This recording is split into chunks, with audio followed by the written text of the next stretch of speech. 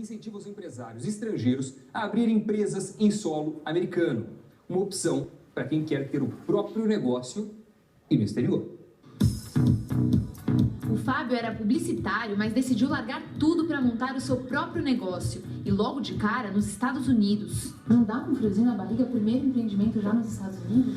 Dá sim, é óbvio que tem uma mudança cultural, uma mudança física, um distanciamento da família, até uma mudança de ramo de atividade, no meu caso. Dá um frio na barriga, mas eu vou fazer as coisas bastante cautelosas e com um olhar profissional para que eu acerte no meu empreendimento.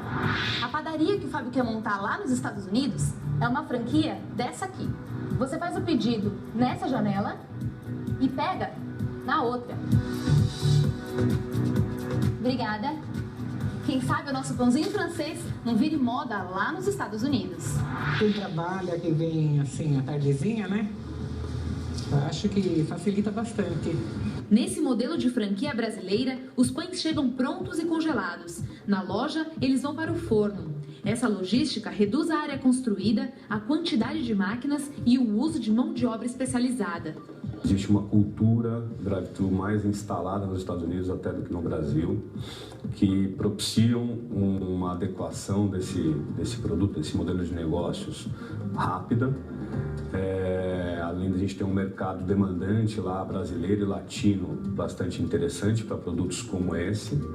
Fábio foi atraído pelo programa EB5, que incentiva o empreendedor estrangeiro a investir de 500 mil a 1 milhão de dólares em uma franquia lá nos Estados Unidos. A empresa deve gerar pelo menos 10 empregos para trabalhadores norte-americanos. O empreendedor tem 2 anos após a concessão do visto provisório para comprovar a criação dos empregos.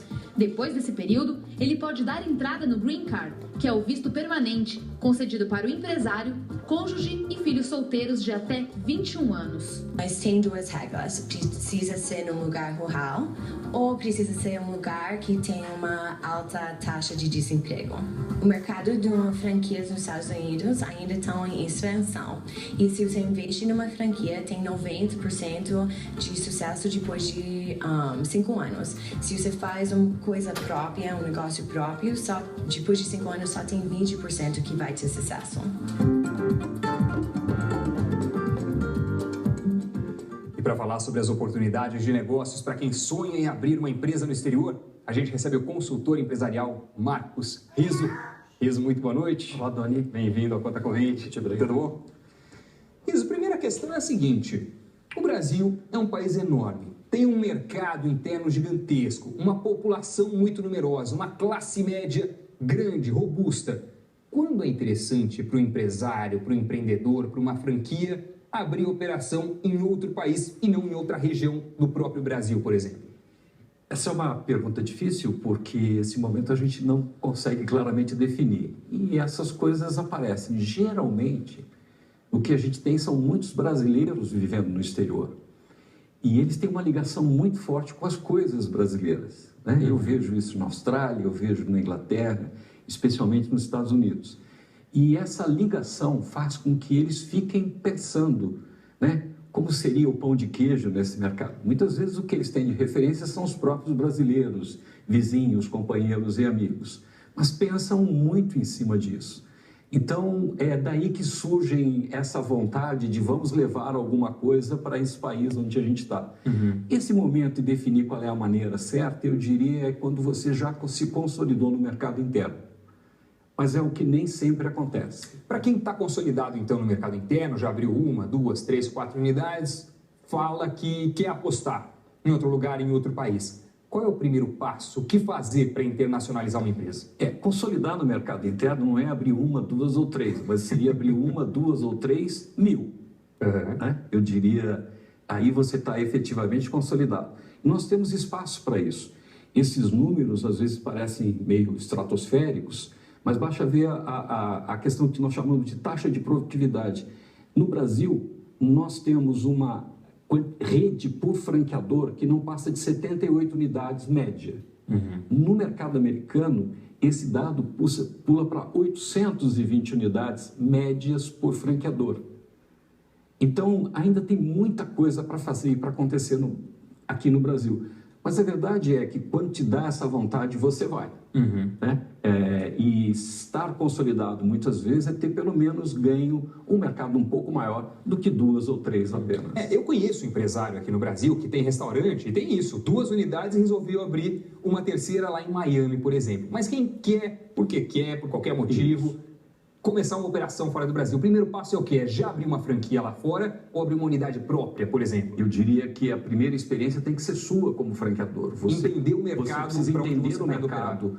Você tem uma série de questões que tem que ser ultrapassadas e barreiras. São culturais, são comerciais, são de hábitos da população, de gosto, mas sobretudo de você conseguir implantar e levar o seu conceito.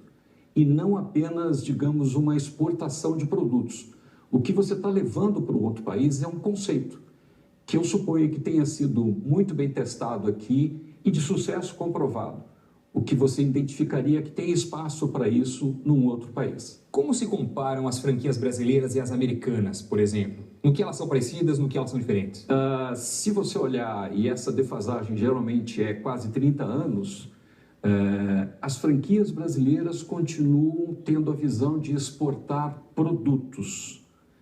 As franquias americanas, com 30 anos na frente, hoje exportam apenas conceito.